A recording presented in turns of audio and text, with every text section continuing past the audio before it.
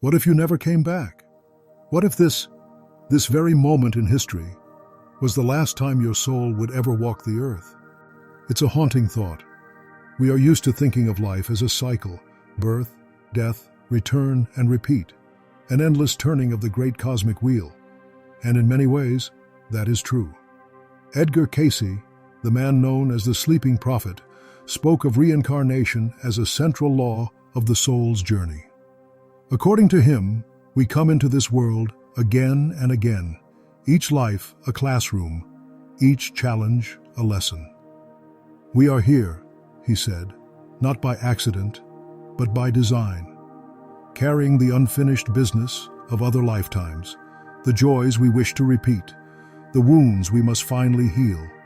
And when those lessons are complete, the soul leaves the cycle behind. No more births, no more earthly classrooms, only the long-awaited homecoming into the full presence of the Creator. But how can we know when that moment has arrived? Cayce never gave a neat checklist. The soul is far too mysterious for that. But scattered across his readings are clues, patterns, descriptions of souls who were standing at the very edge of their final incarnation. And these clues, taken together, can be recognized if you know what to look for. Today, we'll explore 5 of those signs, not as superstition, not as idle curiosity, but as a mirror to reflect the truth you may already sense deep within yourself. For if your soul's final life is upon you, every moment takes on a weight and a wonder unlike any before. Sign 1. Completion of karmic debts. To Cayce, karma was not punishment. It was balance, the soul's way of restoring harmony where once it had sown discord. Across lifetimes, every act, every choice sends out a ripple, and that ripple must eventually return to its source. But there are souls, Cayce said, who finally reach a point where the ledger is clear, not because they have lived without error, but because they have faced those errors head-on. They have forgiven and been forgiven. They have given love where once they withheld it. They have humbled themselves where once they were proud. For such souls, there is an unmistakable peace. Not the shallow comfort of having no problems, but the deep stillness of knowing that no shadow from the past holds them anymore. Even when hardship comes, they do not rage against it. They understand it as the final polishing of the spirit before its release. Imagine someone who has carried a grudge for lifetimes, and in this life finally lays it down. Or someone who once abused power, now using it only to lift others up. These are not small shifts, they are the closing of ancient chapters. And when enough of them close, the book of earth is nearly done. Sign 2. Mastery of patience-compassion. If the clearing of karmic debts is the settling of the soul's past, then the mastery of patience and compassion is the flowering of its present. Cayce often reminded seekers that spiritual maturity is not measured in mystical visions or rare powers, but in how we treat one another, especially when it is hard. To him, patience was not simply waiting without complaint. It was the calm endurance that grows from trusting the greater plan. A patient soul sees beyond the immediate sting of an insult or the frustration of delay. It knows that life's timing is wiser than our own. And compassion, Cayce taught, is patience in motion, the choice to understand before judging, to help rather than condemn. Those approaching their final life do not merely aspire to these qualities, they live them instinctively. Their first response to difficulty is not anger, but empathy. They do not see the people who hurt them as enemies to be destroyed, but as souls still struggling with lessons they themselves once had to learn. Imagine someone cutting in front of you in a long, slow line. The common reaction might be irritation or confrontation, but the soul in its final life might instead wonder, what burden are they carrying that makes them so desperate? And respond with quiet grace. These moments may seem small, but in them is the proof of transformation. In Cayce's view, love in action was the soul's true diploma. Grand gestures were not required. In fact, it was often the humble, unseen acts that carried the greatest weight. A hand held during grief, a meal shared with someone hungry, a kind word when none is expected. Such acts, he said, are not debts owed. They are the natural outpouring of a soul that remembers its unity with all others. And this mastery is not fragile. It is not dependent on being surrounded by agreeable people. Even in betrayal, even in loss, the mature soul does not harden. It bends, it hurts, but it returns again to love, because that is now its nature. Cayce suggested that by the final life, the soul's need for revenge is gone. The desire to win over others dissolves. There is only the desire to understand, to heal, and to serve. This is not weakness. It is the greatest strength, for it cannot be taken away by force or fear. If karmic completion is the end of the journey's unfinished business, then patience and compassion are the colors in which the soul paints its last masterpiece. They are not the tools of survival, but the signs that the soul is ready for its greatest graduation. And for those who bear them, this life may well be their final one. Sign 3. Disinterest in material desires.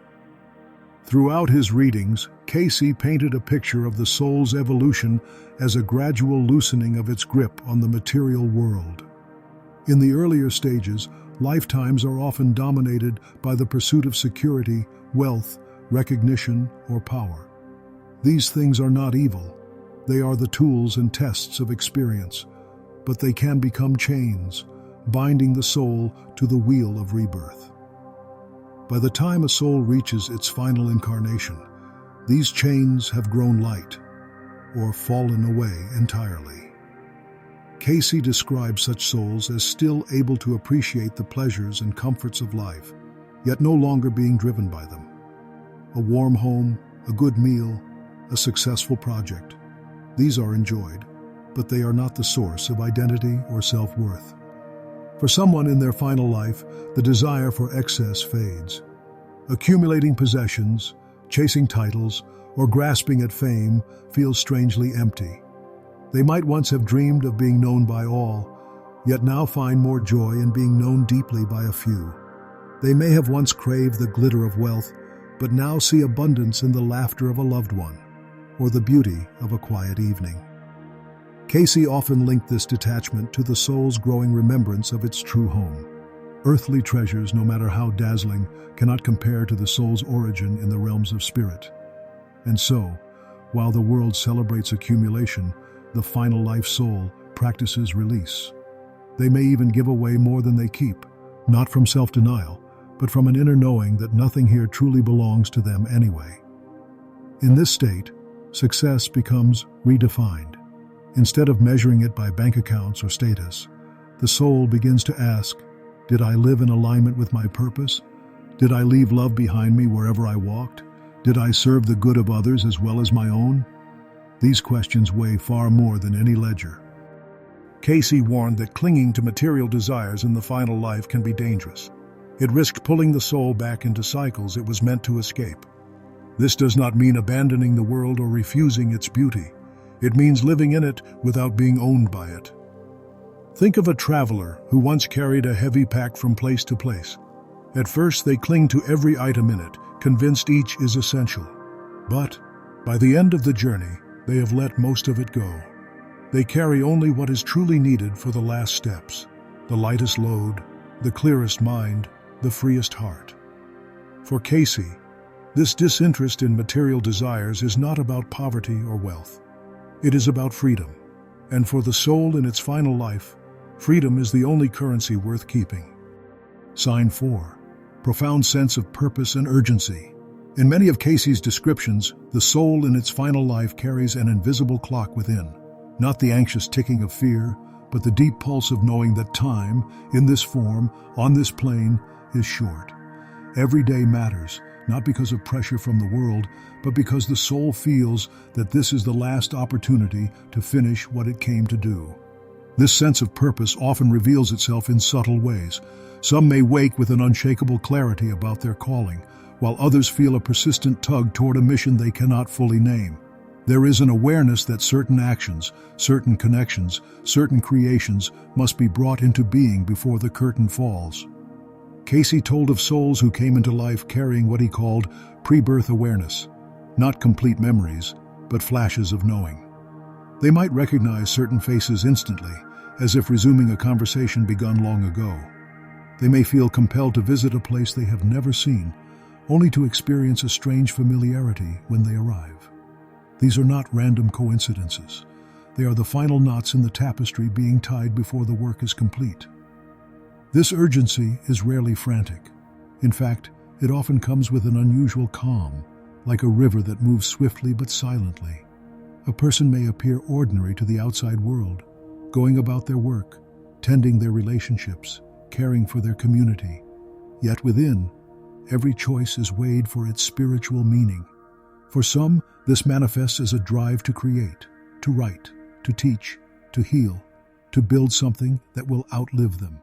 For others, it is the desire to mend, to repair broken bonds, to make peace with estranged loved ones, to ensure that no word of love is left unsaid. Cayce suggested that these impulses are the soul's way of tying off loose threads, ensuring that nothing essential is left undone. He also spoke of a certain bravery in these souls. In earlier lives, one might hesitate, procrastinate, or hide from responsibility. But in the final life, there is less fear of failure. The soul knows it is here for a reason, and the fear of wasting that chance outweighs any fear of making mistakes. And perhaps most striking is the clarity of values. The soul in its final life rarely wastes time on petty conflicts or shallow distractions. Gossip, rivalry, and empty competition lose their appeal. The focus shifts to what truly matters: love, truth, service, and the fulfillment of a calling that may have been in motion for centuries. For Cayce, this profound sense of purpose and urgency is not a burden. It is the soul's final compass, guiding it home. Those who feel it know, even if they cannot put it into words, that they are standing in the last chapter of their earthly story. Sign 5. Strong connection to the divine source. Cayce often described the soul's final incarnation as the point where the veil between the earthly and the eternal grows thinnest. In these lives, the divine is not a distant concept, but a constant presence, woven into the smallest details of existence. Those in this stage often experience moments when the boundary between the physical and spiritual dissolves completely. It may come as an overwhelming peace during meditation or prayer, or in quiet moments when the sunlight falls just right through a window, and an indescribable warmth fills the heart. There is no reasoning behind it. The soul simply remembers where it came from. Cayce spoke of people who, even without belonging to any religious tradition, felt an unshakable intimacy with the source of all life. They may not use the same words to name it. Some say God, others speak of spirit, the light, or simply home. But the connection is real, and it guides every step. This connection brings an inner resilience. The storms of life still come, but they no longer unmoor the soul. There is an awareness that beyond every trial lies the embrace of something infinite. For some, this manifests as heightened intuition.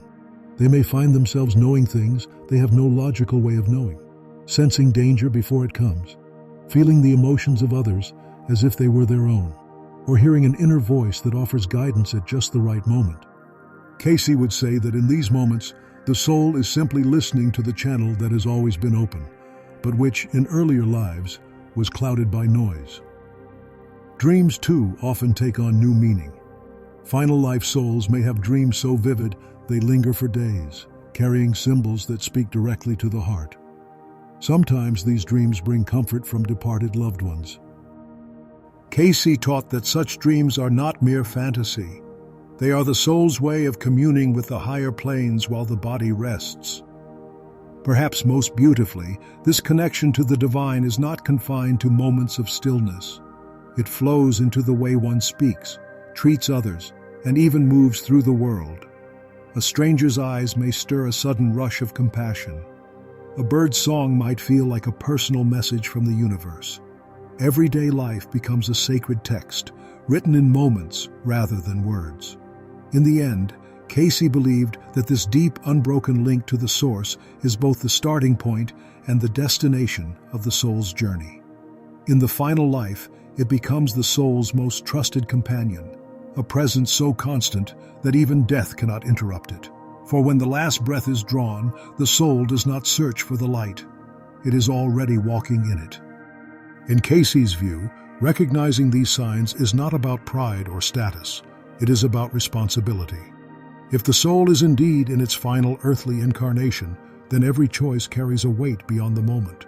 Each word spoken, each act of kindness, each refusal to yield to fear, becomes part of the final imprint this life will leave upon the world. For some, hearing these truths stirs a deep longing. There is a quiet hope. Could this be my last walk through the corridors of time? For others, it brings a sense of clarity. Life's chaos begins to arrange itself into patterns, and the soul understands why it has been placed in certain circumstances, why certain people have crossed its path, and why certain wounds demanded to be healed in this lifetime. Cayce often reminded his listeners that the end of reincarnation is not the end of existence. It is the fulfillment of it. To step beyond the cycle is to awaken to the soul's true nature, to remember its origin in the divine mind, and to live henceforth as a conscious co-creator with that source. In his words, the soul that completes its journey returns to the Father's house, not as a servant, but as a child come home. This homecoming is not marked by trumpets or celestial fanfare, but by a peace so absolute that even the concept of peace becomes unnecessary. The striving, the searching, the countless incarnations of trial and triumph are over. There is no more need to prove worthiness, no more need to earn love. The soul simply is, and in that being, it knows it has never been apart from God. But Cayce also warned, the signs of a final incarnation do not mean the work is finished. They mean the work must be finished now. Old karmic threads, even the thinnest ones, must be tied off or released. The soul must choose love over resentment, truth over convenience, service over self-preservation, again and again, until the last shadow of separation is gone. And so, for those who recognize themselves in these patterns, the deep compassion, the detachment from worldly illusions, the call to serve, the quiet wisdom, and the constant sense of divine presence, the invitation is simple. Live as if every day is the final chapter. Let each moment be an offering, not out of fear of consequence, but out of gratitude for the journey. One day, when the body's work is done, the soul will feel itself rise, weightless, unbound, drawn not forward, but upward. There will be no confusion, no lingering questions. The faces of all those loved across lifetimes will gather in welcome. And then, with a single breath that is not inhaled but remembered, the soul will step into the light it has carried all along and know that it has finally, truly come home,